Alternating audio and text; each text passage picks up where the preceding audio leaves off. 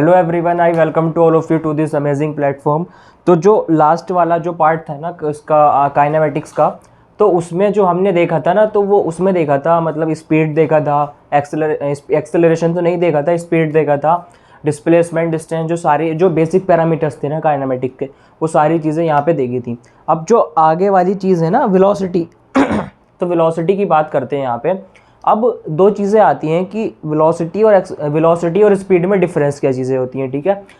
हमने डिफरेंस देखा था किस किस चीज़ में, डिस्टेंस में डिफरेंस देखा था, डिस्प्लेसमेंट में डिफरेंस देखा था। क्या चीज़ होती है कि डिस्टेंस जो होती है स्केलर क्वांटिटी होती है, और जो डिस्प्लेसमेंट होता है वो वेक्टर क्वांटिटी होती है, क्योंकि डायरेक्शन के साथ चीज़ें चलती हैं उसमें। तो होता क्या है, अब जब वेलोसिटी की यहाँ पे बात करते हैं ना, तो और स्पीड की जो बात करते हैं, तो वहाँ पे दो ही चीज़ें ऐसे निकल के आती हैं कि एक तो स्केलर क्वांटिटी है, एक वेक्टर क्वांटिटी है। यानी वेक्टर क्वांटिटीज़ वो क्वांटिटीज़ होती हैं मतलब जिनमें डायरेक्शन भी होती है, मैग्नीट्यूड भी होता है, और वेक्टर के लॉस को भी फॉलो करती हैं। वो मैंने एग्जांपल भी लिया था करंट का पिछले उसमें, कि करंट एक ऐसी क्वांटिटी होती है, डायरेक्शन तो होती है उसमें, लेकिन वेक्टर के लॉस को फॉलो नहीं करती, इसलिए उसको टेंसर भी बोला जाता है और स्केलर भी बोला जाता है। कुछ भी बोल सकते हैं, इतना मैटर नहीं करता 9th या 10th लेवल पे, ठीक है। अब जब वेलोसिटी की यहाँ पे बात करते हैं ना, तो वेलोसिटी का जो सिंपली हम अगर डिफ़ाइन करें तो मतलब बहुत जगह डिफ़ाइन किया गया है, बहुत सारी जगह की मतलब डिस्प्लेसमेंट अपॉन टाइम होता है। लेकिन मैं जो यहाँ पे डिफ़ाइन करूँगा ना वेलोसिटी को, मैं डिफ़ाइन करूँगा यहाँ पे जो वेलोसिटी होती है ना, वेलोसिटी होती है जो speed multiplied by direction, speed multiplied by direction. ये क्या होती है हमारे पास, ये वेलोसिटी का फॉर्मूला निकल कर आता है। यानी कि हमने स्पीड तो देखी थी स्पीड तो देखी, जो पिछला वाला पार्ट था उसमें स्पीड क्या होती है, total distance upon total time, average speed होती है। अगर उसी एवरेज स्पीड में मैं डायरेक्शन का मल्टीप्लाई करूंगा ना, कि एवरेज स्पीड में या जो स्पीड दे रखी है मैं बताऊंगा कि किस डायरेक्शन में स्पीड है, वो वेलोसिटी के फॉर्म में बनकर निकल के आएगी, ठीक है। अब एक चीज़ बताएं, जब वेलोसिटी, इसको v से डिनोट करते हैं, वेलोसिटी कितना था, स्पीड मल्टीप्लाइड बाई टाइम, ठीक है, ये वेलोसिटी था हमारा, ठीक है। अब स्पीड जो था, स्पीड था डिस्टेंस अपॉन टाइम, ये टाइम नहीं, यहाँ पे डायरेक्शन है, ठीक है। स्पीड जो था, स्पीड था डिस्टेंस अपॉन टाइम, ठीक है, मल्टीप्लाइड बाई डायरेक्शन। अब एक चीज़ मैं यहाँ पे रिकॉल करा देता हूँ कि डिस्टेंस और डिस्प्लेसमेंट में क्या फ़र्क होता था। डिस्टेंस और डिस्प्लेसमेंट में फ़र्क ये होता था, अगर कोई बॉडी एक मतलब किसी भी डायरेक्शन में चली जा रही है, हमको ये नहीं पता कि वो नॉर्थ में जा रही है, साउथ में जा रही है, वेस्ट में जा रही है, तो उससे हमें कोई मतलब नहीं होता। बस ये पता होता है कि ऐसे ही उसने कुछ दूरी मतलब तय की है, कुछ दूरी ट्रैवल की है उसने, तो उसको डिस्टेंस बोला जाता है। लेकिन जब हमको ये पता होता है ना कि कोई दूरी किसी पर्टिकुलर डायरेक्शन में चली गई है, यानी कि नॉर्थ में चली गई है, वर्टिकल अप चली गई है, वर्टिकल डाउन चली गई है, या साउथ में चली गई है, वेस्ट में चली गई है, तो दूरी के साथ हम डायरेक्शन को जब जोड़ते हैं, तो दूरी के साथ डायरेक्शन जोड़ने के बाद जो क्वांटिटी निकल कर आती है ना, वो वेक्टर यानी कि डिस्प्लेसमेंट निकल कर आता है। अब एक चीज़ देखें, डिस्टेंस के साथ जब भी मैं डायरेक्शन को ऐड करूँगा, डिस्टेंस में जब भी डायरेक्शन को ऐड करूँगा, तो वो क्या निकल कर आता है, वो निकल कर आता है डिस्प्लेसमेंट, ठीक है। तो ये वाला ऊपर वाला जो पूरा टर्म है डिस्टेंस मल्टीप्लाइड बाई डायरेक्शन, तो ये डिस्प्लेसमेंट बन गया है यहाँ पे। तो जो v यानी कि जो एवरेज वेलोसिटी होगी ना, वो होगी डिस्प्लेसमेंट अपॉन टाइम,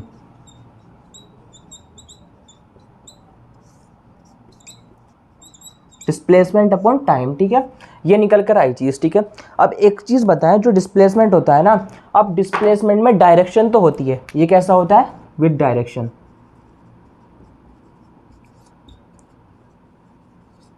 ये विद डायरेक्शन होता है, ठीक है। जब ये विद डायरेक्शन होता है ना, ये चीज़ विद डायरेक्शन है, तो जो वेलोसिटी होगी ना वो भी विद डायरेक्शन होगी यहाँ पे, ठीक है, वो भी विद डायरेक्शन होगी हमारे पास यहाँ पे। तो जो वेलोसिटी निकल कर आई ना, वो निकल कर आई डिस्प्लेसमेंट अपॉन टाइम, ठीक है, ये हमारी वेलोसिटी निकल कर आई। अब एक मैंने एक रिलेशन बताया था, जो मतलब याद होगा, कि जो डिस्टेंस होती है ना, ये रिलेशन था एक, जो डिस्टेंस होती है ना वो हमेशा ग्रेटर देन इक्वल टू होती है डिस्प्लेसमेंट के मॉड से, ठीक है, डिस्प्लेसमेंट के मॉड से, ठीक है। ये एक रिलेशन होता है कि डिस्टेंस हमेशा या तो बड़ी होगी या उसके डिस्प्लेसमेंट के बराबर होगी। बराबर कब होती है? जब स्ट्रेट लाइन में चल रही होती है बॉडी बिना किसी टर्न लिए हुए, ठीक है। तो अगर मैं इसको टाइम से डिवाइड कर देता हूँ, यानी कि डिस्टेंस को भी टाइम से डिवाइड कर देता हूँ और डिस्प्लेसमेंट को भी टाइम से डिवाइड कर देता हूँ, ठीक है। अब डिस्टेंस अपॉन टाइम कितना होता है? डिस्टेंस अपॉन टाइम होता है स्पीड, ठीक है, एवरेज स्पीड, और ये ग्रेटर देन इक्वल टू होगी। जो डिस्प्लेसमेंट अपॉन टाइम होता है वो क्या होता है? एवरेज वेलोसिटी, वी एवरेज, ठीक है। तो यहाँ से रिलेशन क्या निकल कर आया? जो एवरेज स्पीड होती है ना वो हमेशा ग्रेटर देन इक्वल टू होगी किसके? एवरेज वेलोसिटी के। एवरेज स्पीड हमेशा या तो ज़्यादा होगी या बराबर होगी, ठीक है। एक रिलेशन तो ये निकल कर आया, ठीक है, पहला रिलेशन, ठीक है। इसको याद रखना है, ये इंपॉर्टेंट है, ठीक है। अब बात ये करते हैं कि ये तो हमने देख लिया, ठीक है, कि डिस्प्लेसमेंट अपॉन टाइम होता है, ठीक है, क्या? V average is equal to displacement upon time, ठीक है, ठीक है, डिस्प्लेसमेंट अपॉन टाइम। जब ये डिस्प्लेसमेंट अपॉन टाइम होता है तो कैसा होता है? विद डायरेक्शन होता है, विद डायरेक्शन, ठीक है। विद डायरेक्शन का मतलब क्या? कि ये वेक्टर क्वांटिटी है, ठीक है, it is a vector quantity. ये एक वेक्टर क्वांटिटी है, ठीक है। एवरेज स्पीड जो है वो स्केलर क्वांटिटी है, एवरेज वेलोसिटी जो है वो एक वेक्टर क्वांटिटी है। अब एक एग्जांपल इसके आगे का लेते हैं हम एवरेज वेलोसिटी पे।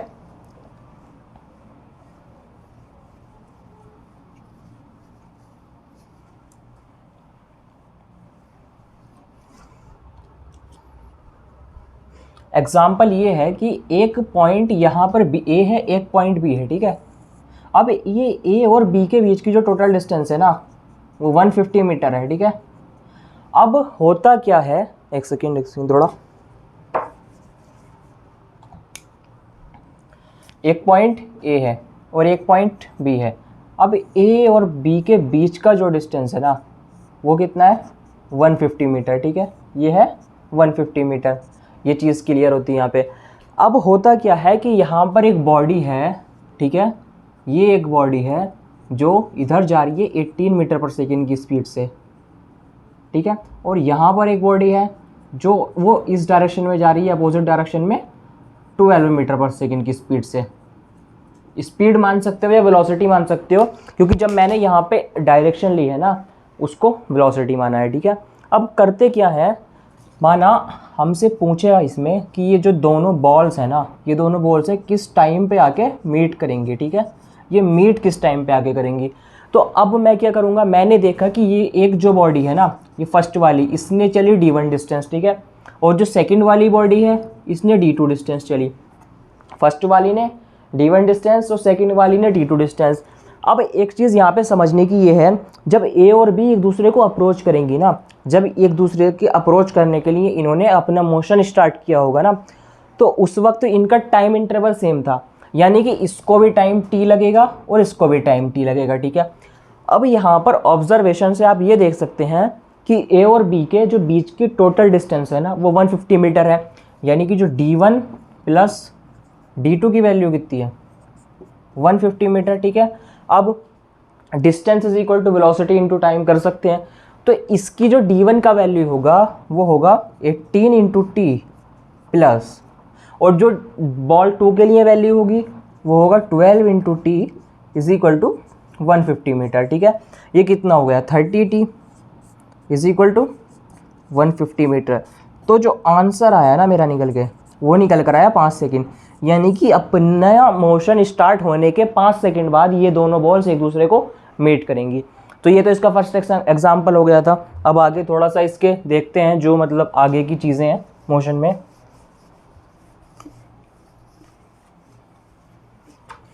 जैसे मतलब बताया था कि स्पीड दो तरीके की होती है, यूनिफॉर्म होती है, नॉन यूनिफॉर्म होती है, ठीक है। अब जो वेलोसिटी होती है ना ये भी दो तरीके की होती है, ठीक है। ठीक है, ये दो तरीके की होती है। एक होती है एवरेज स्पीड, एवरेज वेलोसिटी, एक होती है instantaneous velocity.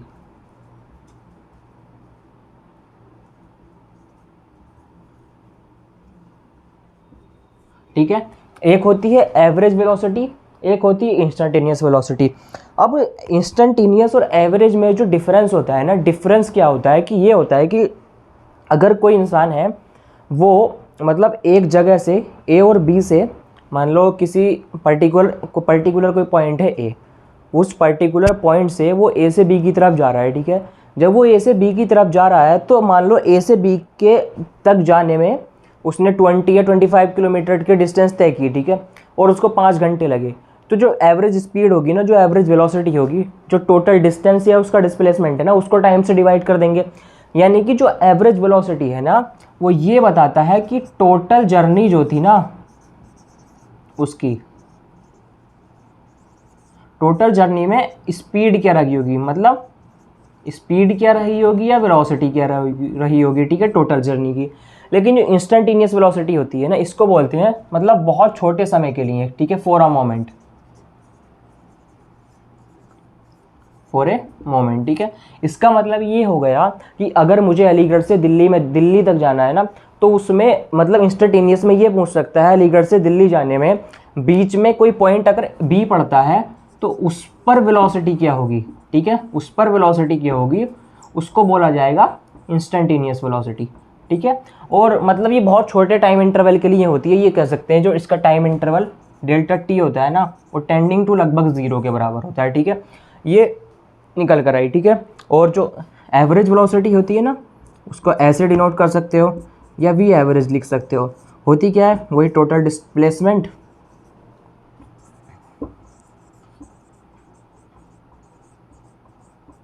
Divided by time taken. ठीक है, ये भाई एवरेज वेलोसिटी आपकी निकल कर आई। ठीक है, ये बात समझ में आई, एवरेज वेलोसिटी और एवरेज मतलब वेलोसिटी की और टाइम टेकन जो इसमें लिया गया है उस चीज़ की। ठीक है, अब अगला जो टॉपिक इसमें डिस्कस करते हैं हम थोड़ा, जो मैं देख लेता हूँ अगला टॉपिक क्या है इसमें।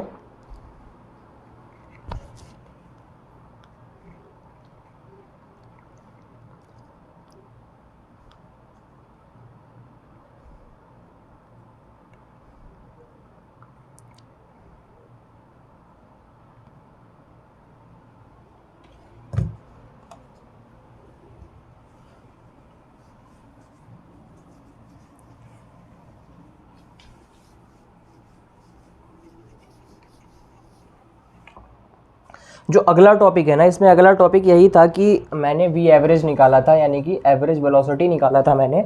तो इसके बारे में थोड़ी सी बातें हैं। ठीक है, थोड़ी सी बातें क्या हैं, जो फर्स्ट वाला जो पार्ट था उसमें मैंने एक फॉर्मूला ड्राइव किया था कि जो एवरेज स्पीड या एवरेज वेलोसिटी होगी वो होगी v1t1 plus v2t2 divided by t1 plus t2।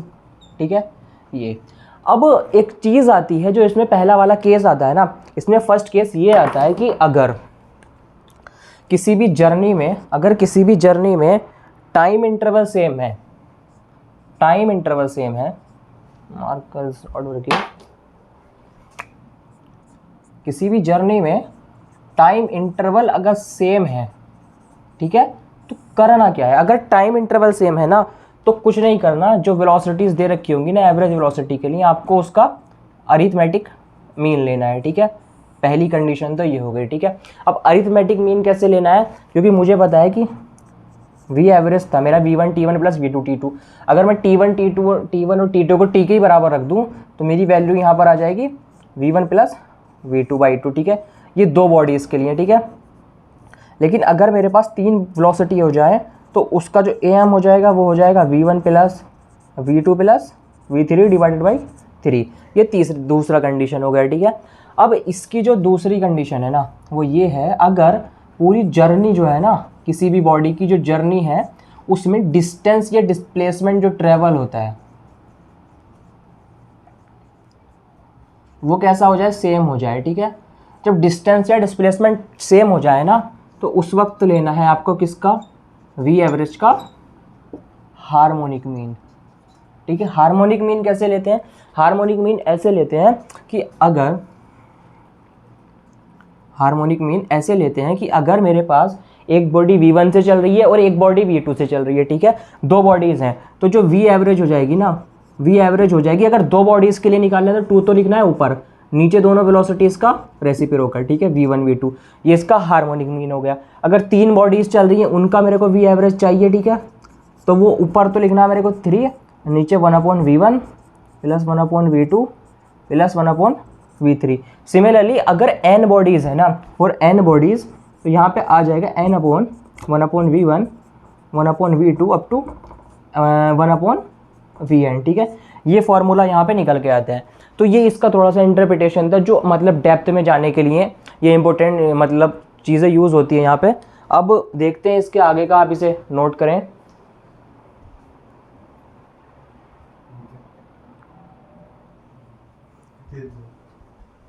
तो इससे आगे का जो आने वाला पार्ट है ना, उसको थोड़ा सा डिस्कस करते हैं अभी फ़िलहाल।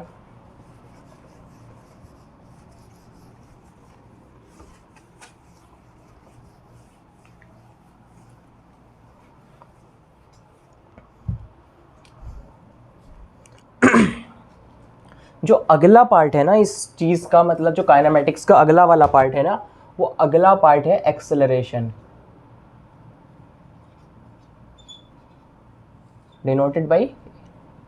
अब एक्सेलरेशन बताता क्या है, जो मतलब टीचर्स भी बताते हैं, बुक्स भी बताती हैं कि change in velocity upon time या change in display speed upon time, लेकिन मैं थोड़ा यहाँ पे एक अलग तरीके से बताऊंगा। मतलब अगर फील करना चाहें उस चीज़ को तो आसानी से कर सकते हैं कि अगर मेरे पास ऐसा दे रखा है कहीं पे कि एक्सेलरेशन की value 7 metre per second square दे रखी है, ठीक है, ये दे रखी है एक्सेलरेशन की value 7 metre per second square.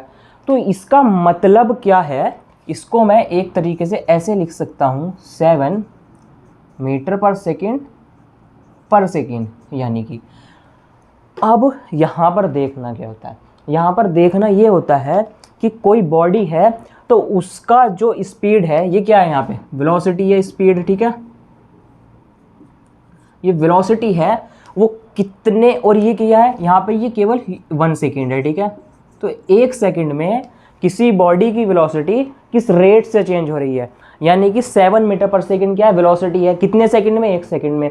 तो 2 सेकेंड में कितनी चेंज होगी, 14 मीटर पर सेकेंड, 3 सेकेंड में 21 मीटर पर सेकेंड। तो यहाँ पर देखना ये है कि a is equal to 7 metre per second square का मतलब ये है कि किसी बॉडी की जो वेलोसिटी है ना वो 7 मीटर पर सेकेंड 1 सेकेंड में चेंज हो रही है। तो ये एक्सेलरेशन का मतलब हुआ। अब एक्सेलरेशन का जो रियल मीनिंग मतलब यहाँ पे आता है ना, रियल मीनिंग का मतलब थोड़ा सा कॉन्सेप्ट ये है,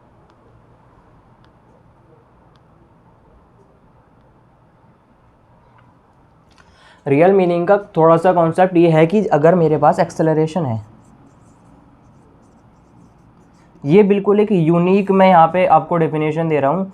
मतलब डेफिनेशन लोग ये देते हैं जनरली कि change in velocity upon change in time. इसकी जो यूनिक डेफिनेशन है ना, यूनिक डेफिनेशन ये है कि एक्सेलरेशन वो फैक्टर है, एक्सेलरेशन वो फैक्टर है जो वेलोसिटी को, एक्सेलरेशन वो फैक्टर है जो वेलोसिटी को क्या करता है, चेंज करता है, ठीक है, वेलोसिटी को चेंज करता है, ठीक है। अब होता क्या है कि अगर कोई बॉडी मेरे पास है, उसने मतलब 1 सेकंड में 10 मीटर पर सेकंड की स्पीड से चल रही है, वेलोसिटी से चल रही है, ठीक है, और अगले सेकंड में भी 10 मीटर पर सेकंड की स्पीड से ही चली, उससे अगले सेकंड में भी 10 मीटर पर सेकंड की स्पीड से ही चली।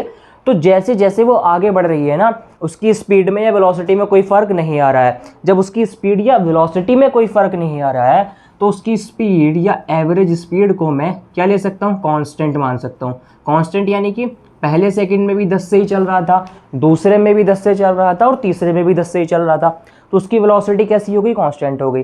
तो याद ये रखना है, जहाँ पर भी वेलोसिटी या तो कांस्टेंट हो जाए वहाँ पर एक्सेलरेशन की वैल्यू कितनी होती है, 0,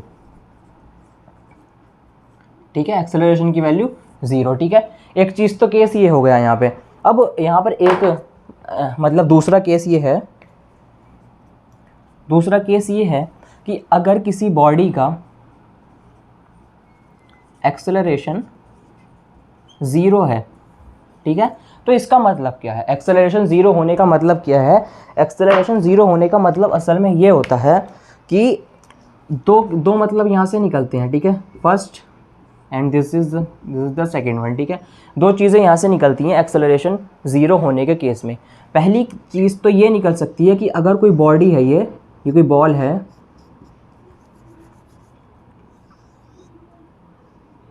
ये जो बॉल है हमारे पास, ठीक है, ये रेस्ट पे है, ये रेस्ट पे है, इसकी वेलोसिटी कितनी है? इसकी वेलोसिटी ज़ीरो है, ठीक है। एक केस तो ये निकल सकता है, और एक केस ये निकल सकता है इसका कि ये जो बॉडी है ना मेरी, मतलब बॉल जो है ये एक कांस्टेंट वेलोसिटी से आगे की तरफ जा रही है, ठीक है, यानी कि जो इसकी एवरेज स्पीड या वेलोसिटी है वो कैसी है? कांस्टेंट है, ठीक है। अब दो केस यहाँ पर निकल कर आए, या तो अगर एक्सेलरेशन ज़ीरो है ना तो उसके केस ये निकल कर आए, या तो वेलोसिटी ज़ीरो हो सकती है, यानी कि बॉडी चली नहीं रही तो एक्सेलरेट तो क्या ही करेगी, और ये दूसरा केस ये निकल कर आता है कि एवरेज वेलोसिटी अगर कांस्टेंट है तो बॉडी के एक्सेलरेशन पे कोई फ़र्क नहीं पड़ने वाला, वो एक कांस्टेंट वेलोसिटी के साथ चलती रहेगी, ठीक है, आगे की तरफ। तो ये एक्सेलरेशन की बात हुई। तो एक्सेलरेशन में मतलब इसके बहुत सारे न्यूमेरिकल्स भी हैं, और अब इसका जो फार्मूले की बात करते हैं ना, वो फार्मूला क्या होता है वो देखते हैं। मैंने बताया जो एक्सेलरेशन होता है ना, एक्सेलरेशन वो फैक्टर होता है जो वेलोसिटी को चेंज करता है, ठीक है, यानी कि एक्सेलरेशन इज इक्वल टू होगा चेंज इन वेलोसिटी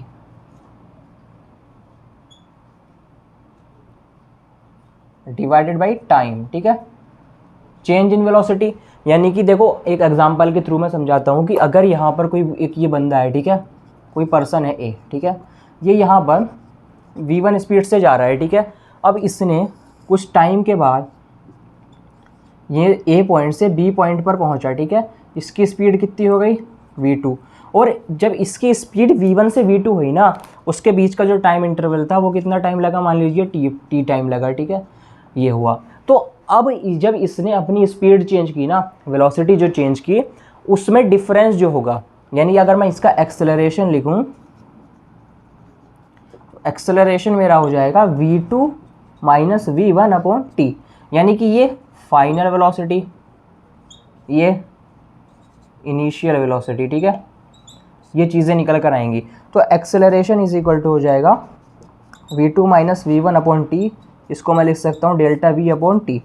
ये एक्सेलरेशन निकल कर आया है, ठीक है, ये एक्सेलरेशन की वैल्यू निकल कर आई। अब वेलोसिटी का जो यूनिट होता है वो होता है मीटर पर सेकेंड, टाइम का कितना होता है? सेकेंड।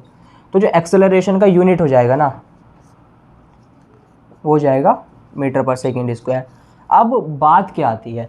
बात असल में अब ये आती है कि जो एक्सेलरेशन है ना, वो स्केलर क्वांटिटी है, टेंसर क्वांटिटी है, या वेक्टर क्वांटिटी है। अब एक चीज़ देखें कि एक्सेलरेशन किस चीज़ पर डिपेंड कर रहा है? वेलोसिटी पे, और वेलोसिटी कैसी क्वांटिटी है? वेक्टर क्वांटिटी है।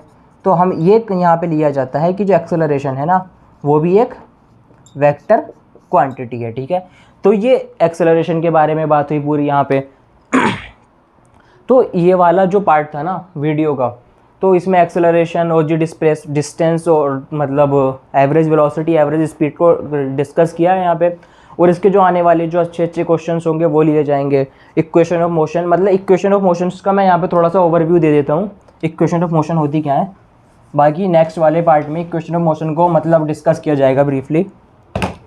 इक्वेशन ऑफ मोशन मतलब तीन होते हैं कि पहला होता है v is equal to u plus a t, दूसरा s is equal to u t plus 1/2 a t square, और तीसरा होता है v square is equal to u square plus 2as। बस ये इक्वेशन ऑफ मोशन होते हैं, और इनकी ये कंडीशन क्या होती है कि ये तभी वैलिड होते हैं, ये वैलिड तभी होते हैं अगर दिया गया जो एक्सेलरेशन है ना वो कांस्टेंट हो, यानी एक्सेलरेशन कांस्टेंट होना चाहिए, तभी ये कैसे होंगे? वैलिड होंगे, ठीक है। तो जो नेक्स्ट वाला पार्ट होगा ना, उसमें एक्सेलरेशन यानी एक्सेलरेशन के सवाल तो देखने ही देखने हैं, जो इक्वेशन ऑफ मोशन है। और नेक्स्ट वाले पार्ट में हम क्या देखेंगे? ग्रेविटी को देखेंगे, और जो ग्राफ्स जो होंगे ना, मोशंस के ग्राफ को देखा जाएगा, ठीक है। और अगला टॉपिक आता है रिलेटिव मोशन, रिलेटिव मोशन को देखेंगे, ठीक है। और इनके ऊपर जो कंबाइंड क्वेश्चन आते हैं ना, कुछ मिसलिनियस टाइप के क्वेश्चंस आते हैं, उनको डिस्कस करेंगे, ठीक है। तो यहाँ तक ये वाले वीडियो में इतना ही, और बाकी जो आपको जो कुछ डाउट हो वो कमेंट सेक्शन में आप मतलब पूछ सकते हैं, और मतलब इससे आगे वाले पार्ट में ये सारी चीज़ें यहाँ पे डिस्कस की जाएंगी। All the very best.